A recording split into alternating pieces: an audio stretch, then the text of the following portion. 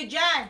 Welcome back to Mama Quata's channel! For today's video, we will cook the special humba ng mga Bisaya. Okay, kaway-kaway dyan sa mga kababayan ko na mga Bisaya, mga bisdak all over the world, from Luzon, Visayas, and Mindanao, kung saan man kayo mga proud Bisaya, proud bisdak. So mga parientes diha sa Cebu, kasi ako mama taga Cebu, Cebuana, pure Cebuana. Ang akong papa po taga Bojol, taga Bohol. So mga Bisaya, kaway-kaway dyan, magluto tayo ng special na humba. Okay, are you excited? Let's go!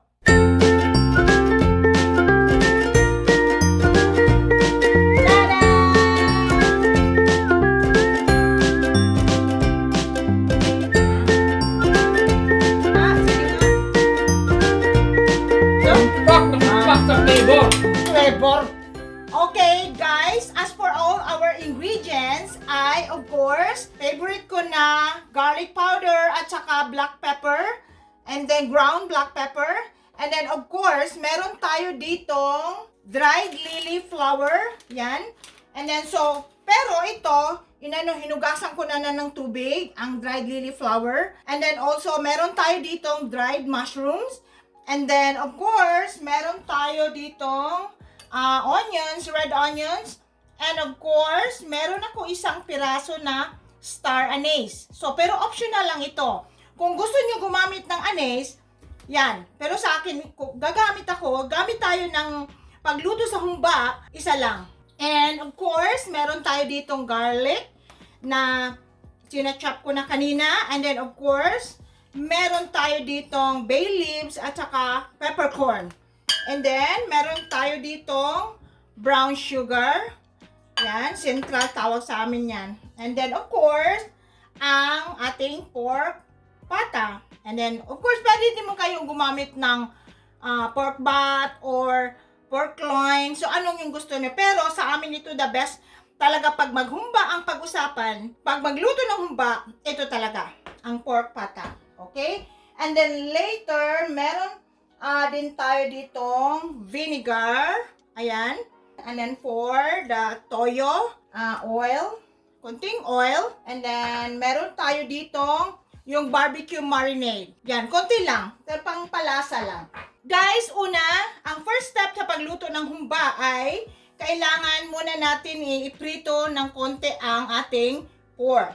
Okay, so ito, ready na yung mainit na itong frying pan ko. Lalagyan lang natin ng konting oil. Lalagay na lang natin dito, yan. Yan.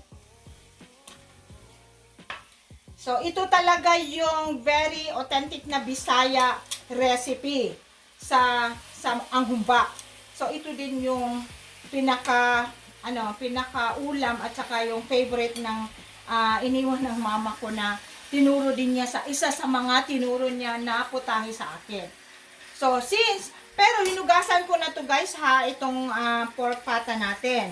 So, okay, and then, di ba tayo pag magluto, gusto natin mabango. Mabango at saka yung, mawala yung langsan ng karne, yung sa pork.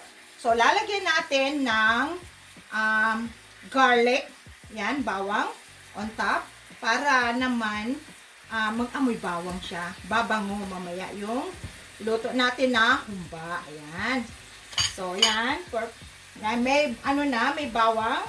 Then, lalagyan ko na on top ng bay leaves. Ayan. Nag-start na na yung mantika natin. And then, ilalagay ko na itong peppercorn.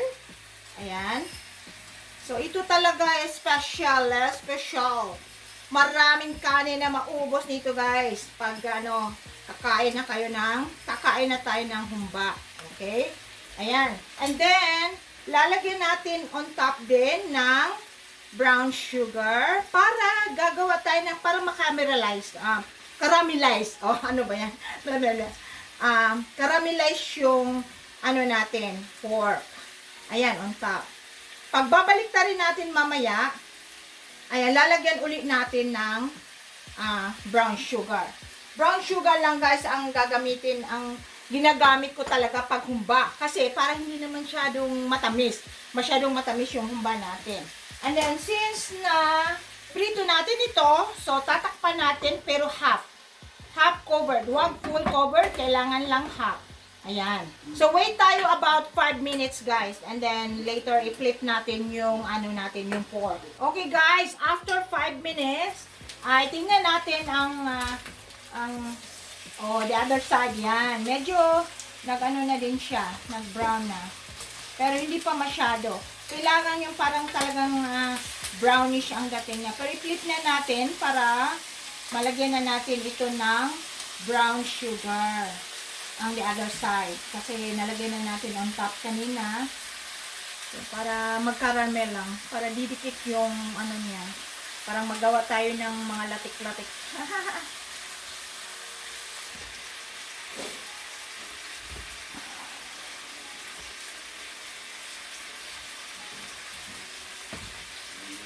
So, ayan. Takpan ko uli ha. O, ayan guys. Medyo na talaga brownish na yung pork natin. Ayan, tingnan nyo. Na prito-prito na. Ayan. Basta bantayan nyo lang para hindi naman siya masyadong masunog yung pork natin. Na para humba. Okay? Ayan. I think ready na to. Ayan, and then after that, maglalagay tayo ng tubig.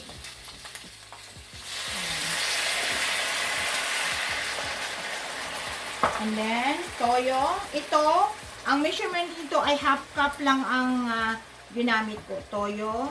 Ayan. And then, lalagyan natin ng mga 1/8 cup of barbecue marinade. And then, of course, ang half cup din na suka. Ayan. And then, ilalagay na natin itong star anise, isa. And then, of course, itong mga sibuyas. And then, the rest sa mga natira na mga leftovers natin na garlic. Ayan, and then the peppercorn. And then, sa akin, isabay ko na ito kasi matigas itong dried mushroom.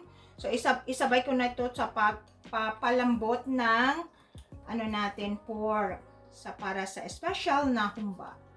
Ayan. Of course, sinabi ko na partner in cooking, black pepper, brown black pepper. And then, itong garlic powder.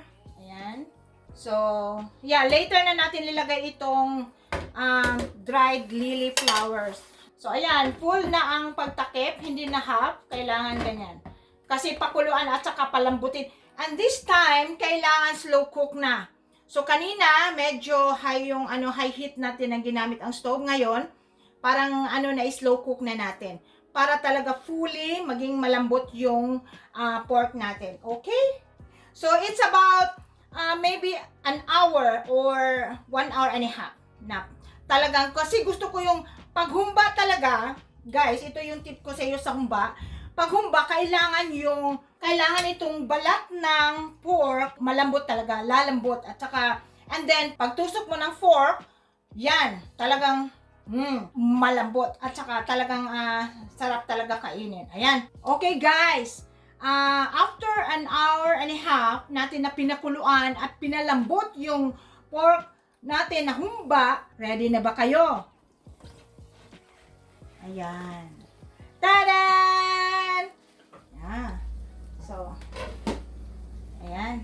Yung mushroom niya, at saka, ayan guys, pati yung balat ng pork pata natin, tingnan nyo, malambot. Mamaya, i-off muna natin ang stove, of course, and then, ilagay na natin ito sa serving dish.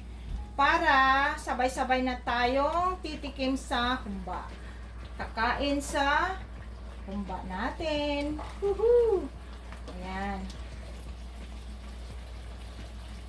Talagang popular itong humba, guys. Pag during fiesta, may party, birthday, mga okasyon.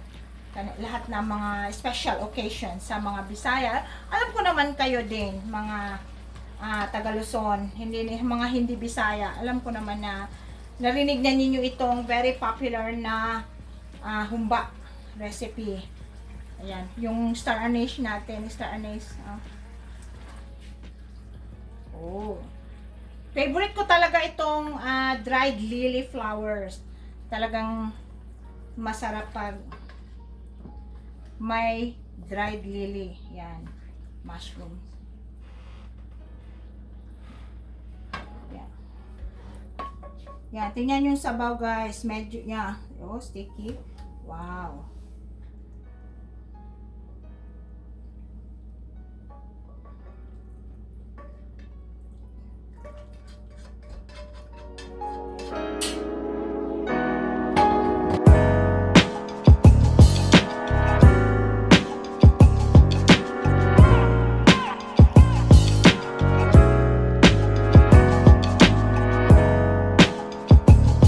Sabayan nyo ako, tikman na natin itong special na humba.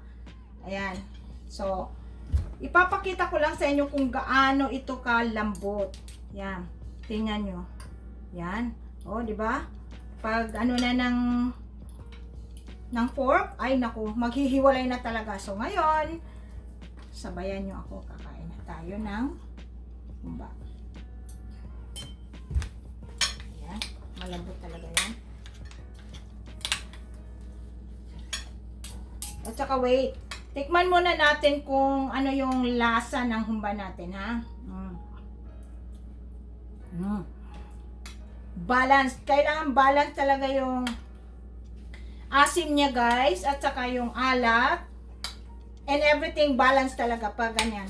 O Jo, ano, makisabay ka ba? Ayan, kailangan kong magkamay guys. Masarap to pag nakakamay.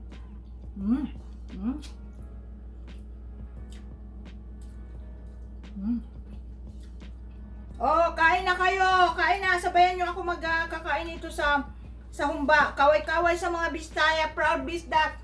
Gagawa ako ng alam, kuha ka ng Ano to? Taga saan na humba to? Taga yan ang specialty. Taga-dapitan? Specialty ng mga Bisaya. Di ba naalala mo yung lola mo? Oh, pag magluto ng humba, talagang wow, sarap. Oh, sige nga, sige nga.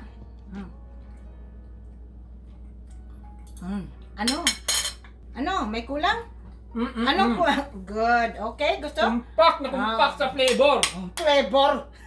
Flavor. Okay, guys. Tapos na nakatikim na tayo ng sabay-sabay tayong kumain sa special humba natin. At shoutout ko pala ang mami ni Miss David na si Dolor de Ramos. Mami, happy birthday!